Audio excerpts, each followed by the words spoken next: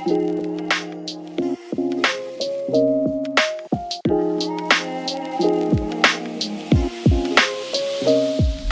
afternoon, good morning, good evening, everybody. It is Monday, September 2nd, Labor Day weekend. You know what that means. It is time for the High Risk Wrestling Recap. I am your host, Jeremy Pierce.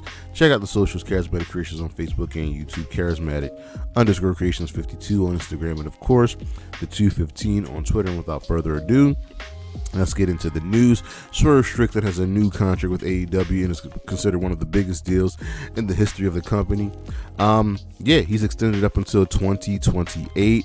He is now making money on par with both Mercedes Moné and Kazuchika Okada. They have faith in him and the WWE. There are people in the WWE feels like his contract is bad for business because essentially it means that the WWE has to start paying their fair share. If you don't know this, AEW, much like the NFL and NBA, have a 50-50 split when it comes to revenue, where the WWE has a 70-30 split. So yes, wrestlers getting the bag is bad for them. And some sad news, Psycho Sid, the legendary wrestler, has passed away.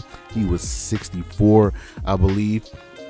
He was dealing with cancer, and it just sucks. We lost another legend in this business. He will be missed, and it's tough when you see the guys that you've grown up with really just start to fade away, but we got to keep on keeping on giving our living legends right now their flowers. WWE has re-signed a couple people. Humberto Carrillo and Andrew Garza have both signed new long-term deals along with Nikki Cross and Asuka. I'm kind of upset Asuka resigned, but I can understand that she will pretty much stay with the WWE. She's there with Kyrie. She's happy.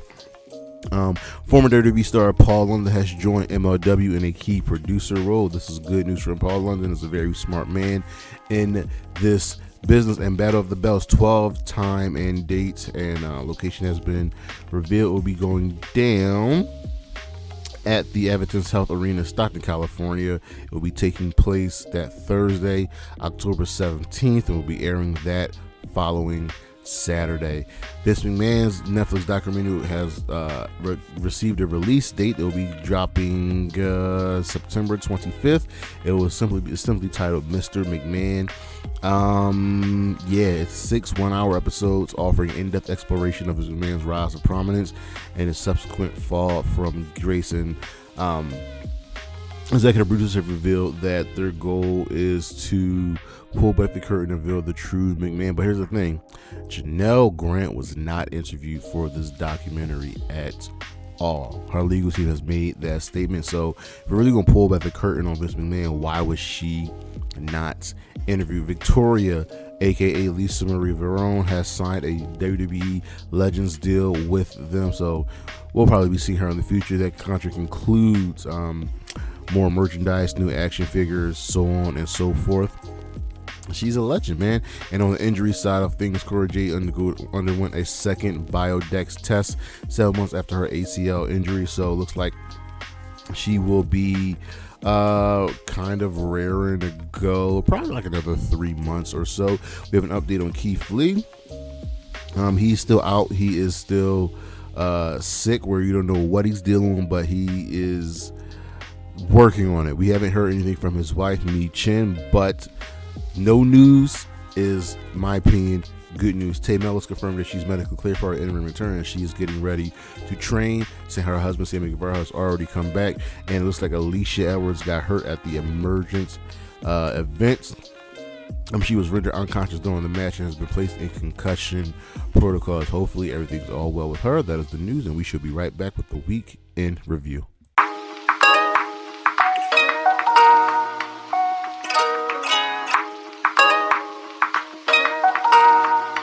All right, Monday Night Raw. Obviously, we start with that. It was the go-home show for Bash in Berlin. Honestly, all the shows this week were just good. Some were better than good, but nothing really reached that great level. But Raw gets a fist. We start with the Judgment Day celebrating, and they're interrupted by the LWO, which leads to a match between the LWO and the Judgment Day. And of course, the Judgment Day get a win with Ray getting pinned again.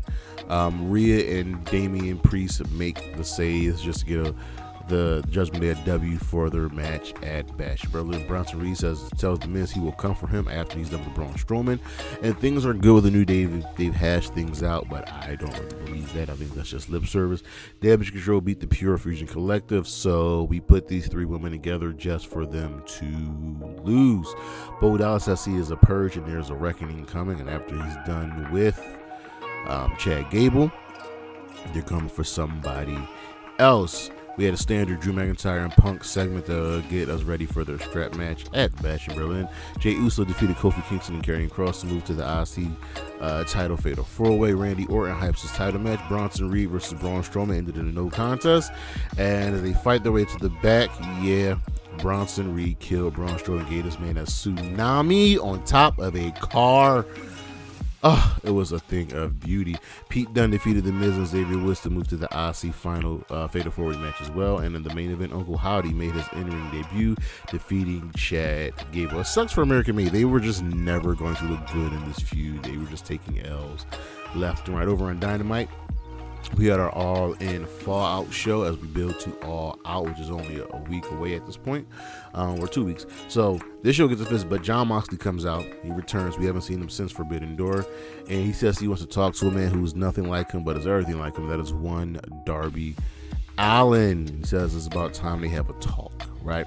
As he leaves, he comes back in the ring and tells Tony Schiavone, hey, this is not your company anymore. What does that mean? Who was he talking to? He's probably talking to Tony Khan, but this line is taken straight from the movie Romper Stomper. It's the movie that put Russell Crowe on the map. Just pay attention. The conglomeration hypes their upcoming matches. Hangman, they ended up defeating Ishii. Swerve confronted Hangman after the match. Says, listen, you're sad, you're sorry, you disappeared. I understand he was on fan leave and whatever, but we're done. I've beaten you over and over and over again. But if you want this, you can get it. And they will set up a steel cage match for All Out. Jamie Hayter made her in-ring return, defeating Harley Cameron.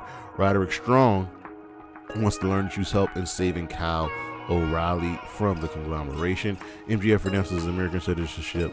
The Diamond Ring is legitimately gone. So Dan Garcia comes out, attacks him. Was about to get this man a super power drive off the top rope until security stopped him. He tells MJF that in kayfabe he took the ring and sold it, and he rushes back to go after MJF one more time, but they will be facing each other at All Out. The conglomeration and Hook defeated the Learning Tree and Roderick Strong. After the match, Roderick Strong laid out Hook, so it looks like Hook has his next challenger. Mercedes Moné and Mariah May both have celebrations back-to-back, actually, on their title victories and retainments. This was fine. I wish there was another match. I kind of wish Mariah had a match. Grizzly Young Veterans won FTR. Ricochet debuted and defeated Kyle Fletcher. Ospreay comes out to talk to his man, but Pac attacked Ospreay on the ramp because, they are facing each other for the International Championship at All Out. Jon Moxley and Marina Shafir attacked some people backstage, so she's now in line with Jon Moxley. And in the main event segment, Bryan Danielson's full-time career will be over when he loses the belts, and he lays out an open challenge for All Out. On the screen, Jack Perry accepts and then jumps him from the back. So yeah, that's our main event probably for All Out. Over on Impact, we had our Emergence Go Home show. So Speedball Mike Bailey defeated Rich Swann. Joe Hendry defeated Brian Myers. Mike Santana came out after the match, and then he defeated Eddie Edwards. Matt Cardona is medically cleared for Emergence, but he's found a replacement to face PCO at Emergence. Alexander Hammerstone defeated Eric Young, and Steve Macklin says, yo, E, you took your eye off the ball. ABC defeated Cody Dean and Jake Something. First Class attacked after the match. Jordynne Grace retained against Ash by Elegance for the Knockouts Championship. This was really, really solid. This was a match by Elegance. It was essentially a false count. Voska anywhere match, street fight, etc., etc. Both the Militia and Spitfire got involved to make sure their respective partners could win the match, but ultimately Jordynne Grace won. And Nick Nemeth and Josh Alexander had a sit-down interview, and they just kind of threw shots at each other, getting us ready for their title match at Emergence. And then we have the Emergence results. Zach Wentz won the X Division Championship in the Ultimate X match. Steve Macklin defeated Eric Young. Jordynne Grace and Spitfire defeated Demolition and Ash by Elegance. ABC retained the tag team titles over First Class. Seeing as how Rich Swann is currently suspended, the newest member of First Class is KC Navarro. The System beat the Hardys, Joe Hendry and Santana.